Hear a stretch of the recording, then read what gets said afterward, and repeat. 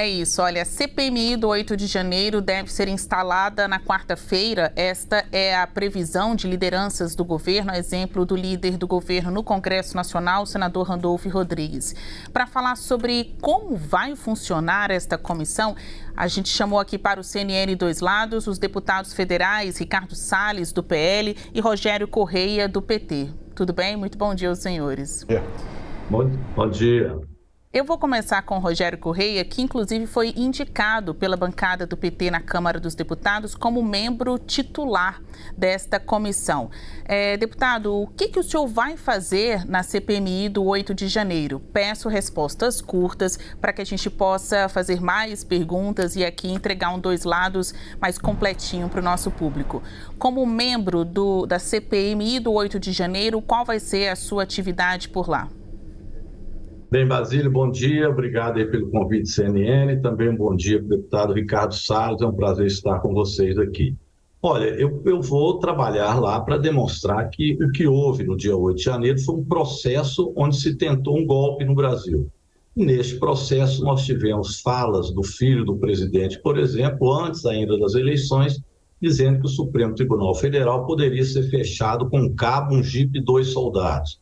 Tivemos no 7 de setembro vários atos, em especial em 2021, onde o presidente estumou toda uma ala radical que o apoiava a tentar um golpe nessa data em relação com ataques claros ao Supremo Tribunal Federal. Tivemos na diplomação do presidente Lula, inclusive, quase uma invasão da Polícia Federal. A minuta do golpe foi encontrada na casa de Anderson Torres e agora várias falas que provavam que eles planejavam um golpe, com o coronel Elcio Franco, o número 2 lá da saúde, o major Ailton e o ajudante de ordem Mauro Cid. Além disso, nós tivemos bomba no aeroporto, quartéis lotados de pessoas. Então, o dia 8 de janeiro foi uma data limite de um processo golpista. E nós vamos ter que ver quem foram os mandantes e também os financiadores deste ato. Eu acho que o ex-presidente Jair Bolsonaro é o principal responsável pela autoria intelectual de todo esse procedimento. Deputado Salles, e o PL? Qual vai ser a participação, postura do partido, que é também a legenda de Jair Bolsonaro, nesta comissão? Olha, Basílio, bom dia a você, ao Rogério. Nós queremos a verdade, nada além da verdade, nada diferente da verdade. Aqui, ao contrário de muitos casos aí ao longo da história do PT, as corrupção de mensalão, as invasões de terra do MST e por aí vai, nós não passamos a mão na cabeça de quem faz coisa errada.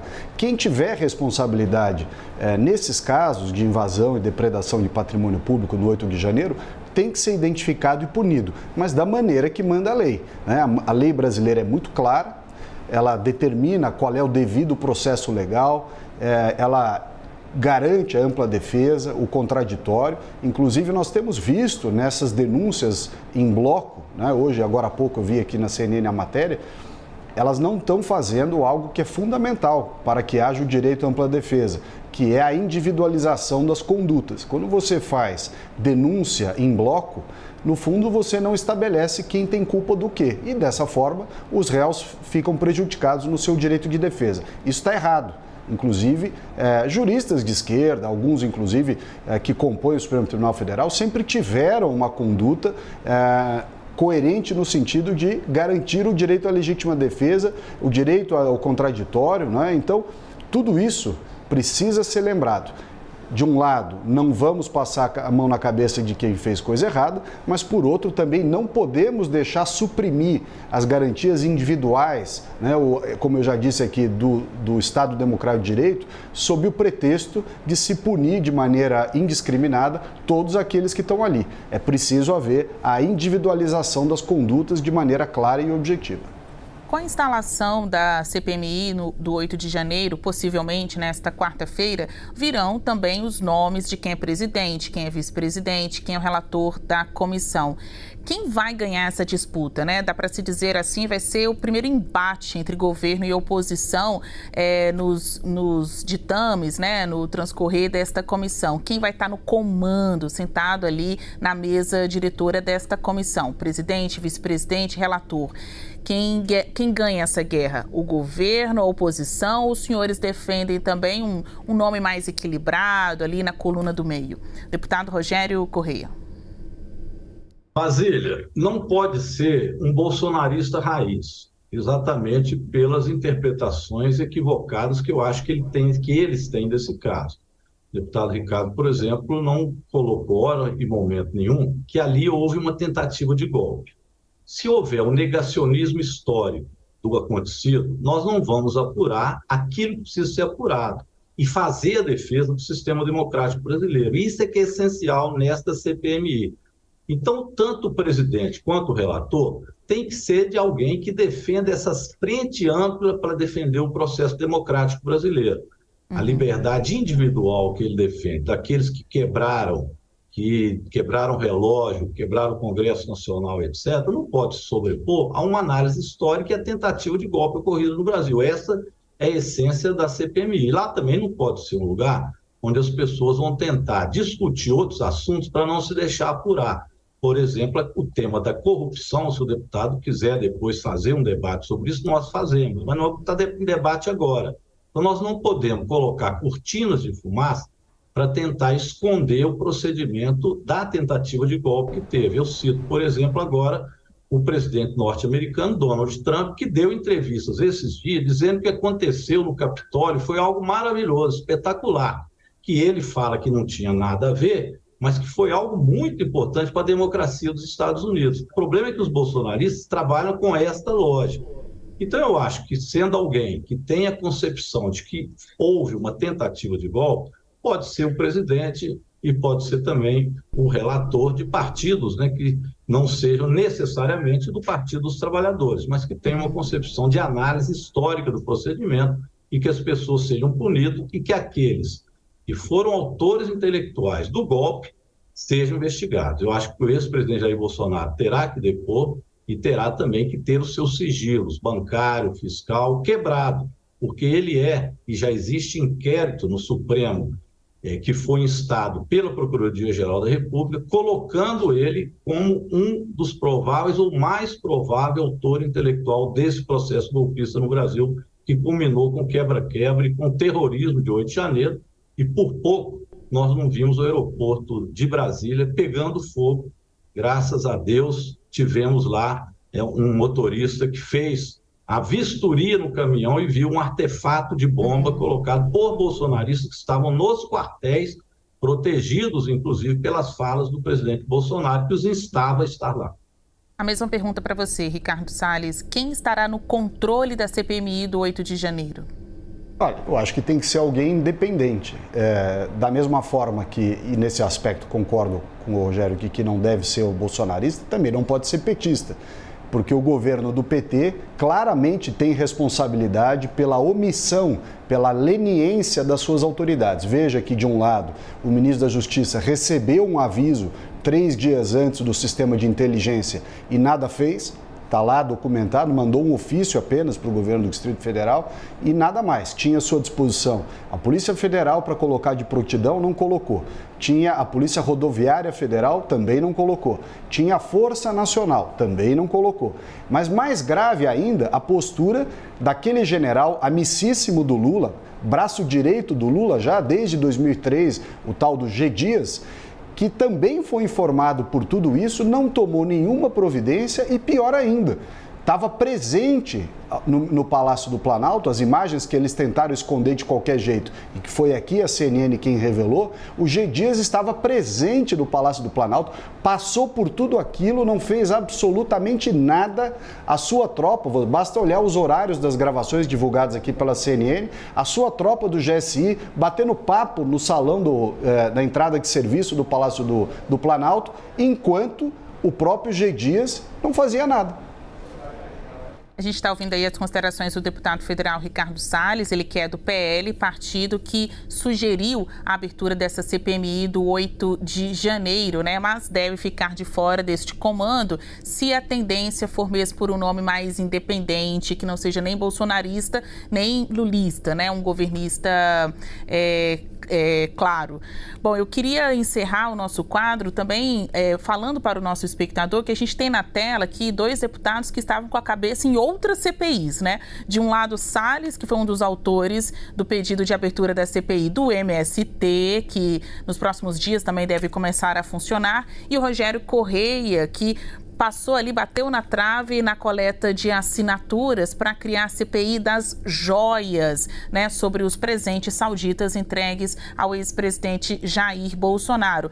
Como considerações finais, a gente pode, então, tratar desse expediente das CPIs. Será que uma CPI não acaba tirando holofotes da outra e a CPMI do 8 de janeiro vai ficar mais para inglês ver?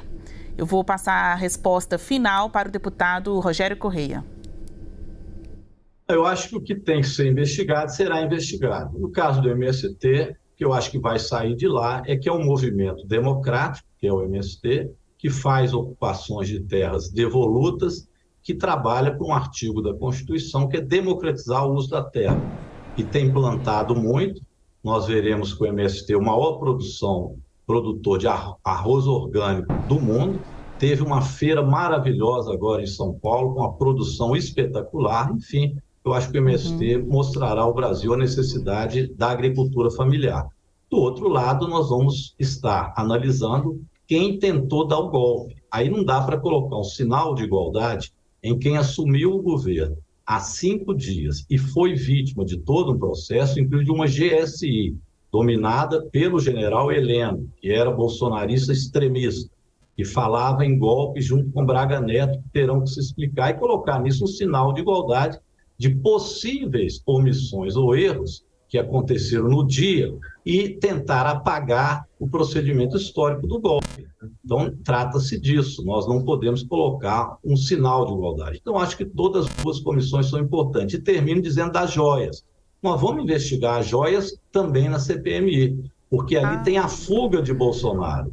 Por que tem a fuga de Bolsonaro? Ele fugiu, e ao fugir, eles fizeram uma falsificação de cartão de vacina do presidente. Isso é gravíssimo, falsificaram o cartão, e ele sabia, porque Mauro Cid, que era o ajudante de ordem dele, sabia. E as joias estavam escondidas, uma parte delas, no sítio do Nelson Piquet.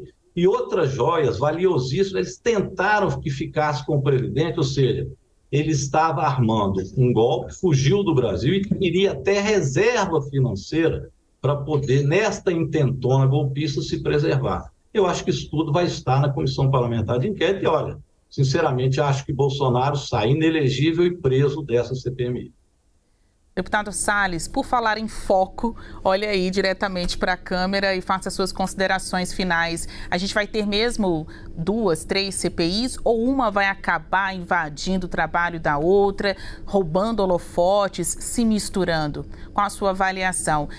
Tem que investigar joias dentro da CPMI do 8 de janeiro? Tem que levar Bolsonaro para prestar depoimento no Congresso Nacional? Sua última resposta. Olha, Basílio, com relação à CPMI do 8 de janeiro, de um lado, como eu já disse, vou repetir aqui, quem invadiu e depredou tem que ser punido de maneira exemplar, porém seguindo a lei. Individualização de conduta, né? As mesmas regras do Estado Democrático de Direito e devido processo legal, que inclusive o PT defendeu quando o Lula foi preso e processado. Portanto, você tem que ter coerência sobre esses fatos. Agora, eu acho que o 8 de janeiro vai revelar, sim, que o governo federal foi leniente. Nós vamos tentar saber se foi leniente por pura incompetência ou se foi leniente para deixar o troço criar um tamanho tal e depois tirar uma casquinha política disso. Tenho a impressão que é o segundo caso, mas é a investigação que vai demonstrar. A história das joias já está ficando muito claro que todas as tentativas em